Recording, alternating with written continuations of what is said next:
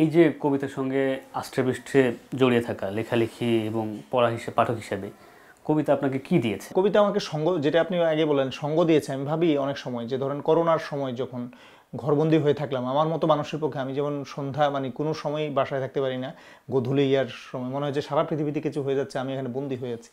সেই সময়ে আমি ভাবি যে কি করে আমি দিনের পর দিন একটা ঘরে বন্দি হয়েছিলাম। ওই সময় কি ভাই, যে প্রচণ্ড আপনার পাঠের স্মৃতি, কবিতারে যে হাজার বছর যেন বেঁচেছিলাম, এত স্মৃতি জমেছে আমার বদলিয়ারের কবিতা, বা ধরেন আমরা হেঁটেছি যারা নির্জন খড়ের মাঠে পৌষ সন্ধ্যায়, কত কবিতা যে সে আপনাকে আমাকে সঙ্গ দেয়। কবিতার তো শুধু না, আমি তো সর্বভোগ পাঠক, এবং আমি মনে করি সবাই তাই। ধরেন কোনো একটা ইবসেনের নাটকের চরিত্র, নোরা এসে দরজায় কড়া নাড়ছে আমার, তারপরে আপনার কাফকার গ্রেগর শামসার মতো মনে হচ্ছে, এবং সব কিছুকে রিলেট করা যায় তখন। আমি বলছি না যে সবাইকে লেখক হতে হবে, কিন্তু আমি এটা মনে করি যে যে মানুষটা লেখক, সে যখন বৃদ্ধ হয় তাকে কিন্তু অন্য মানুষের মতো সে অতটা নিঃসঙ্গ হয় না। তাকে তার যে পাঠ অভিজ্ঞতা, তার যে কবিতা বলেন বা কথা সাহিত্য, এগুলোর মানে স্বর সুর, সেগুলো তাকে সঙ্গ দেয়। এবং প্রতিটা শিল্পীরই তাই, যার অন্য একটা জীবন আছে, মানে নর্মাল পেশাগত জীবনের বাইরে। তো সেই ক্ষেত্রে আমি মনে হয় যে কবিতা আমাকে অনেক দিয়েছে, অনেক দিয়েছে।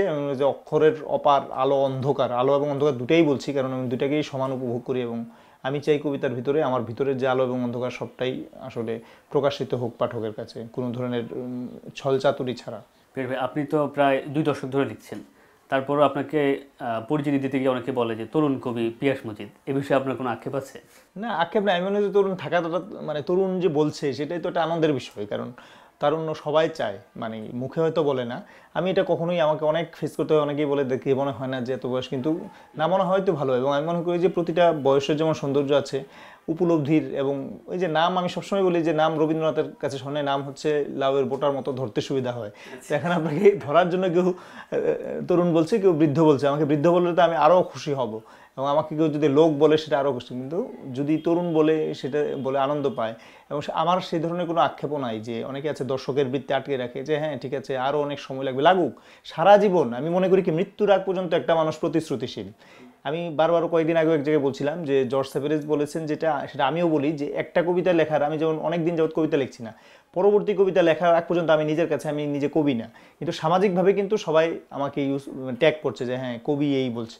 কিন্তু এইটা কিন্তু একটা সতর্ক বার্তা যে আপনি কি সেই, তখন আর কবি থাকেন। অনেক লেখক আছে যে ধরেন 3টা কবিতা লিখে 30টা কবিতা লিখে হয়েছেন, সামাজিকভাবে তাকে তো কবি বলা হচ্ছে, কিন্তু তার ভিতরে কবিতার যাপনটা কীরকম আছে সেটা হচ্ছে দেখার বিবর্তন। মৃত্যু পর্যন্ত আপনার তারুণ্যের শেষ নাই, কবিতার সাথে যেহেতু তারুণ্যের সংযোগ, আমাকে মৃত্যুর আগ পর্যন্ত তরুণ কবি বললেও আমার কোনো আক্ষেপ থাকবে না। আপনি তো অনেক লিখেন, আপনার অনেক বইয়ের সংখ্যা, তো লেখাটা আসলে আপনার কাছে কীভাবে আসে? আমরা শুনি যে কবিতা অনেক সময় অনেকে বলে যে ওহির মতো নাজিল হয়, তখনই আমি লিখি।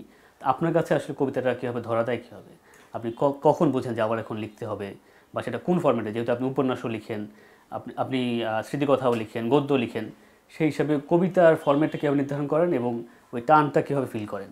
না, এখন তো আমি আর গদ্য লিখি না। গত 3-4 বছর যাবত আমি প্রায় ঘোষণা দিয়ে গদ্য লেখা ছেড়ে দিয়েছি, কারণ এক সময় আমি এত গদ্য লিখেছি, আমি গদ্য লিখতে লিখতে ক্লান্ত। তো কবিতার জায়গাটা, সে সময় আমি অনেক কবিতা লিখেছি। তো কবিতার বিষয়টা সম্পূর্ণ আলাদা। গদ্যেরটা যেমন ধরেন নবনীতা দেবসেন মারা গেলেন, আমি তখন কলকাতায় ছিলাম, এক জায়গা থেকে বলা হলো, আমিও তার প্রতি আগ্রহী ছিলাম লেখার জন্য, যে একটা লেখা দেওয়ার জন্য। আমার মনে হয় যে ওই তাগাদাটা না থাকলে আমার কখনোই লেখা হতো না। এবং আমি কলকাতা হোটেলে বসে, এয়ারপোর্টে বসে ড্রাফট করেছি, এবং নানান জায়গায় বসে তারপরে এসে লেখাটা কমপ্লিট করে দিয়েছি। তো ধরেন ওইটার জন্য যেমন একটা তাগাদার ফলে হয়ে যায়, কবিতা তো আর সেরকম বিষয় না। তারপরেও হয়, যেমন দীর্ঘ কবিতা সংখ্যা একজন করবে হয়তো বলল, আমার প্রথম দীর্ঘ কবিতা যখন লেখা, দেখা যায় যে ওই সম্পাদকের তাগাদা ছাড়া আমার ওই বসাটা হয়তো হলো না, কিন্তু ভিতরে কিন্তু কাজ চলতেই থাকে। মানে কবিতার ব্যাপারটা, আপনি যেটা বলেন ওহি না হলেও সেটা কাছাকাছি। মানে ধরেন জোর করে শব্দ কঙ্কাল জড়ো করে, মানে তাহলে তো প্ল্যান করে আপনার সাহিত্যের কোর্স করে মানুষ কবি হতে পারতো, কিন্তু এই জিনিসটা আমি মনে করি একেবারেই একটা ঐন্দ্রজালিক বিষয় আর কি।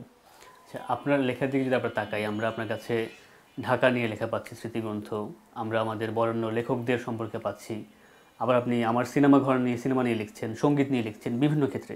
কিন্তু তারপরও পিয়াস মজিদের পরিচয়, পিয়াস মজিদ একজন কবি। আপনার নিজের বইগুলোর দিকে যদি আপনি তাকান, ফিরে তাকান, কোন কাজগুলোকে আপনার গুরুত্বপূর্ণ মনে হয় বা নিজের কাছের বলে মনে হয়, কোন লেখাগুলোকে? হ্যাঁ, প্রথমে আমার প্রথম বই, যেটা অনেকে প্রথম বইয়ের কথা বলতে সংকোচ বোধ করে, এবং অনেকে এরকমও মনে করে প্রথম বইয়ের কথা বলেই না যে এটা প্রথম বই, কিন্তু আমার 2009 সালে যে প্রথম বই বেরিয়েছে নাচ প্রতিমার লাশ, তখন আমি বিশ্ববিদ্যালয় থেকে জাস্ট বেরোচ্ছি, এবং এটা মানে সংক্ষুব্ধ সময় যে আমি পেশায় মানে পেশাগত জীবনে ঢুকতে পারবো কিনা, বা ঢাকার অস্থির জীবন মানে বেকার স্বেচ্ছা বেকারত্বের অনেক সময় কাটিয়েছি আমি আসলে উপলব্ধি করার জন্য জীবনটাকে।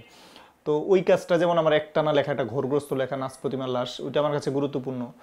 তারপরে মাঝামাঝি প্রতিটা বইয়ের গুরুত্বপূর্ণ মনে করেছি বলেই আমি বই করেছি, আসলে বই করার জন্য করি নাই কখনো প্রকাশকের টাকা দেয়। যে আমার এতে আমি খুব সচেতন থাকি যেন পাঠক কোনোভাবে বিরক্ত না হন, একটা শব্দ দুইবার ব্যবহার না হয় বা অতিকথন না থাকে। তো কবিতার বইগুলোর দিকে যখন তাকাই এখন মনে হয় যে কিছু কিছু হয়তো পরিমার্জন করার আছে।